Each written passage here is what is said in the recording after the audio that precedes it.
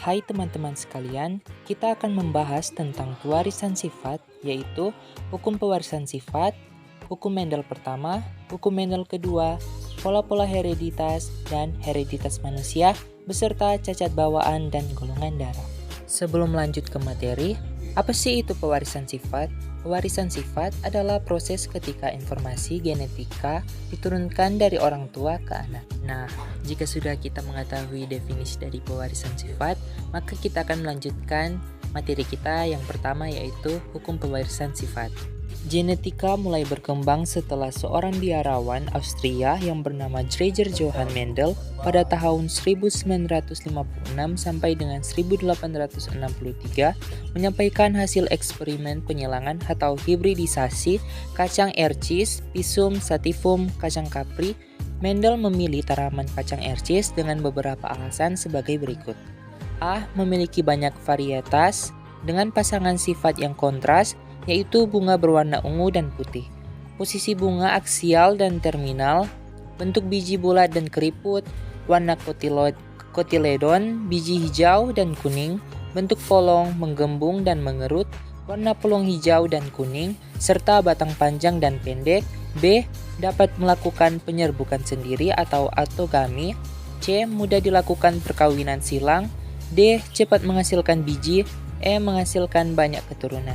Dalam eksperimennya, Mendel melakukan penyerbukan terhadap kepala putih kacang ercis berbunga ungu dengan serbuk sari yang berasal dari kacang ercis berbunga putih. Persilangan tersebut menghasilkan keturunan berupa biji-biji kacang ercis yang jika ditanam akan menghasilkan bunga berwarna ungu. Selanjutnya, tanaman hasil penyilangan pertama disilangkan dengan sesamanya. Keturunan yang diperoleh dari persilangan kedua adalah sebagian besar tanaman berbunga warna ungu dan sebagian kecil berbunga warna putih. Hukum Mendel pertama atau hukum segregasi pemisahan adalah suatu kaidah pemisahan pasangan alel secara bebas pada saat pembelahan meiosis dalam pembentukan gamet. Hukum segresi menyatakan setiap gen di dalam alel akan berpisah atau bersegregasi secara bebas pada saat pembentukan gamet. Segregasi ini disertai dengan penurunan jumlah kromosom diploid menjadi haploid. Hukum Mendel pertama dapat dibuktikan pada penyilangan monohibrid. Monohibrid adalah penyilangan dengan satu sifat beda yang merupakan satu pasangan alel. Mendel menyilangkan kacang ercis berbunga warna ungu dengan kacang ercis berbunga warna putih. Hasil keturunan 1 berbunga warna ungu 100%. Sifat bunga warna ungu adalah dominan, sedangkan warna putih bersifat resisif.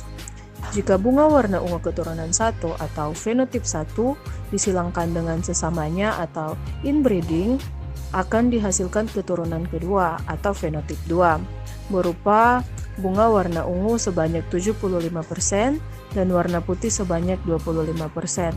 Contoh diagram penyilangan monohibrid adalah sebagai berikut.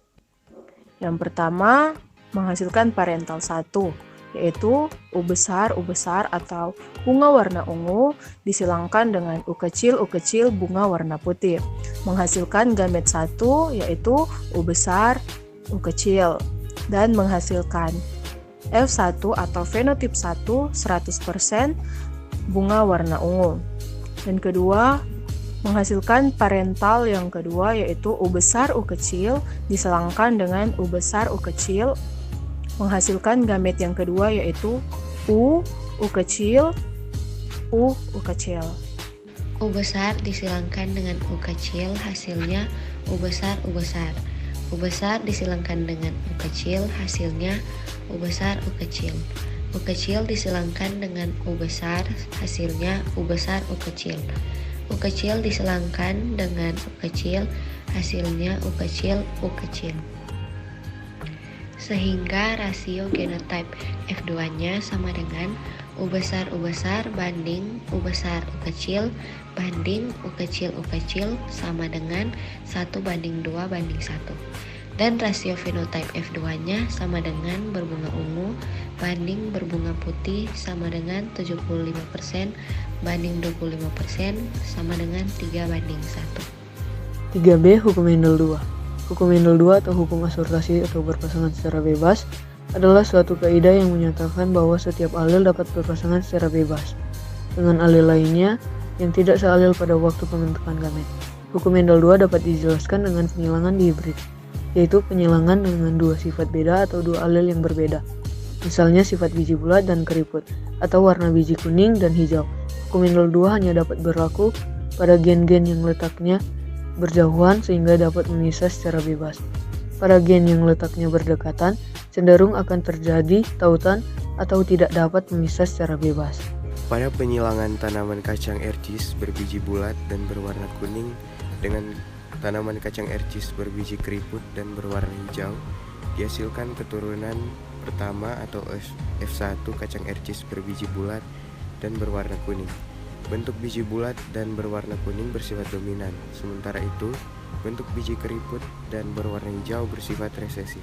Jika keturunan pertama tanaman-tanaman ercis berbiji bulat dan berwarna kuning disilangkan dengan sesamanya, akan dihasilkan keturunan kedua atau F2, yaitu tanaman kacang ercis berbiji bulat kuning, bulat hijau, keriput kuning, dan keriput hijau dengan perbandingan di 9:3:1. Diagram penyilangan dihibrid adalah sebagai berikut.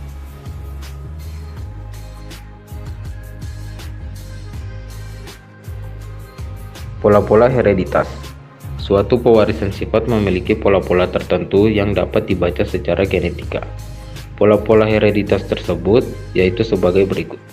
Yang pertama, determinasi seks. Determinasi seks adalah penentuan jenis kelamin pada organisme. Berdasarkan tipe jenis kelaminnya dikelompokkan sebagai berikut. 1 tipe XY, 2 tipe Z, 3 tipe XO, dan 4 tipe ploidi. Yang kedua, pindah silang atau crossing over.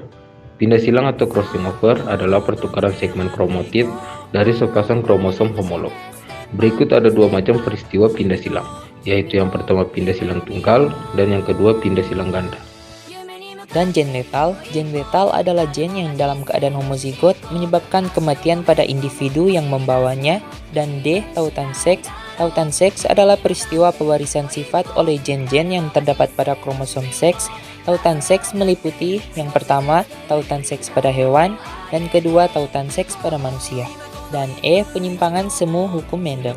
Penyimpangan hukum Mendel dapat terjadi karena adanya interaksi antar gen yang dipengaruhi oleh gen lain untuk memunculkan sifat tertentu sehingga menyebabkan perbandingan fenotipe yang keturunannya menyimpang dari hukum Mendel. Penyimpangan semu hukum Mendel terdiri oleh yang pertama terdiri dari interaksi gen, kedua kriptomeri, ketiga gen-gen komplementer, keempat gen dominan rangka.